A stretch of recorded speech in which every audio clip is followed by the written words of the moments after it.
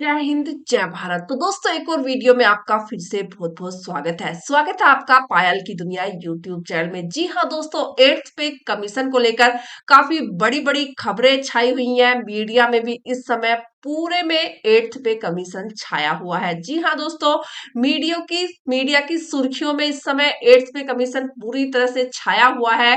इसी बीच एक बेहद ही बड़ी खबर निकलते हुए नजर आई है एट्थ पे कमीशन को लेकर। जी हाँ दोस्तों, आप सभी को बता दें, यहाँ पर सरकार ने कुछ बड़ी बातें कही हैं पेंशन को लेकर, सैलरी को लेकर। जी हाँ दोस्तों, 1 करोड़ कर्मचारियों के लिए ये बेहद ही बड़ी अपडेट है। तो वीडियो में लास्ट तक बने रहिएगा, क्योंकि यहाँ पर सरकार की तरफ से ये बेहद ही बड़ी खबर निकलते हुए नजर आई है, बड़ी अपडेट दी है सरकार ने।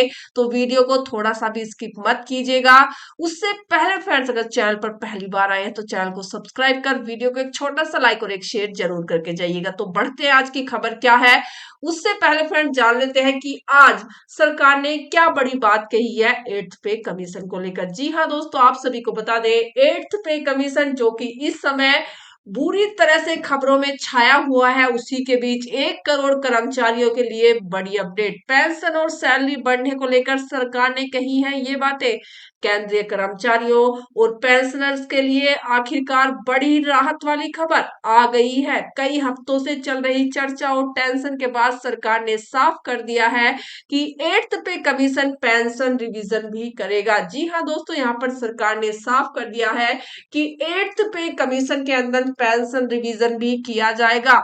केंद्रीय कर्मचारी और पेंशनर्स के लिए आखिरकार राहत वाली खबर आ ही गई। कई हफ्तों से चल रही चर्चा और टेंशन के बाद सरकार ने साफ कर दिया है कि eighth pay commission pension revision भी करेगा। यानी आने वाले समय में सिर्फ सैलरी ही नहीं, पेंशन में भी बड़े बदलाव देखने को मिल सकते हैं। ये जानकारी वित्त मंत्रालय ने राज्यसभा में दी, जिसके बाद लाखों पेंशन ने राहत की सांस ली है। जी हाँ दोस्तों, जो पेंशनर्स है वो काफी ज्यादा परेशान थे इस बात को लेकर कि उनका एट्थ सीपीसी के अंदर कोई नाम नहीं आया है, लेकिन ऐसा बिल्कुल भी नहीं है। यहाँ पर एट्थ पे कमीशन के अंदर भी पेंशनर्स के लिए रिवीजन किया जाएगा। जी हाँ दोस्तों, जो सैलरी में बदलाव होगा वो ही पेंशन में भी बदलाव किए जाएंगे। जी हाँ दोस्तों, साथ ही साथ क्या eighth pay commission pension revise करेगा? हाँ बिल्कुल करेगा। राज्यसभा में पूछे गए सवालों पर वित्त राज्य मंत्री पंकज चौधरी ने बताया कि 8वें पे कमीशन का काम वेतन भत्ते और पेंशन तीनों पर सिफारिश देना है। इससे पहले कई कर्मचारी और पेंशनर संगठन सरकार को चिट्ठी लिखकर मांग कर रहे थे कि टीओआर यानी टर्म ऑफ रेफरेंस में पेंशन का जिक्र साफ तौर पर नहीं किया जाए। अब सरकार ने स्थिति यहाँ पर स्पष्ट कर दी है कि जिस प्रकार से मतलब कि पेंशन बढ़ेगी, कर्मचारियों की सैलरी बढ़ेगी, उसी प्रकार से जो पेंशनर है उनकी पेंशन में भी यहाँ पर इजाफा किया जाएगा। ये राज्यसभा में बिल्कुल साफ हो चुका है।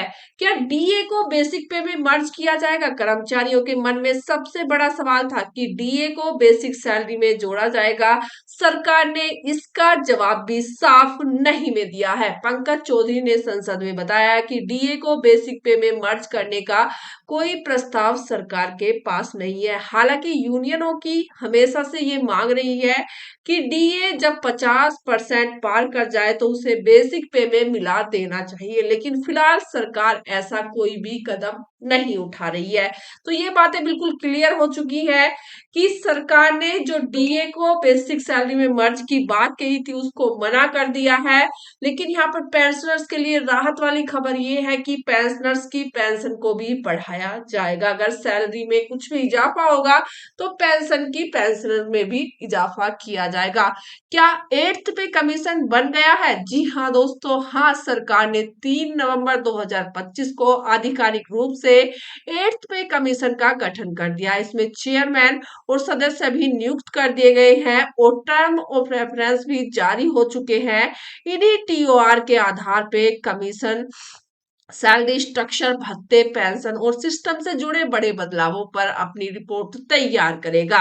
जी हाँ दोस्तों, जो भी मतलब कि एट्थ टीओआर के अंदर घोषित किया गया है उसके अकॉर्डिंग ही यहाँ पर बदलाव किए जाएंगे और जल्द ही ये रिपोर्ट आपके सामने निकल कर आएगी। जी हाँ दोस्तों, आप सभी को बता दें, ऐसे में कर्मचारी और पेंशनर्स के लिए इसका मतलब क्या है? पेंशन रिवीजन होगा, पे स्ट्रक्चर में बदलाव की संभावना है, भत्तों पर भी नए नियम आएंगे। ये सभी सवाल पेंशनर और कर्मचारियों के मन में अभी भी उठ रहे हैं। साथ ही साथ पेंशन की चिंताओं को सरकार ने दूर कर दिया है। केंद्र सरकार के कर्मचारियों और करीब 70 लाख पेंशनर्स के लिए बड़ी चिंता जो परेशान कर रही थी, उसे आखिरकार फाइनेंस मिनिस्ट्री ने दूर कर दिया है। नोटिफाइड टर्म ऑफ रेफरेंस में एक रेफरेंस गायब होने से शुरू हुए हफ्ते के अंदाजों के बीच मिनिस्ट्री ने ऑफिशियल साफ कर दिया है कि एट्थ पे कमीशन अपने मैंडेट में पेंशन रिवीजन को शामिल करेगा। सरकार ने राज्यसभा में एक अनस्टार्ट सवाल का जवाब दिया। वित्त राज्य मंत्री पंकज चौधरी ने साफ कहा है कि 8वां सीपीसी केंद्र सरकार के कर्मचारियों के वेतन भत्ते, पेंशन वगैरह समेत अलग अलग मुद्दों पर अपनी सिफारिशें करेगा। यानी यहाँ पर साफ हो चुका है कि यहाँ पर सरकार किसी भी तरह का बदलाव ज्यादा नहीं करेगी। जो बदलाव सैलरी के अंदर होगा वही पेंशन भोगी होगी, पेंशन के अंदर भी यहाँ पर बदलाव किए जाएंगे। कब लागू हो सकता है 8वां वेतन?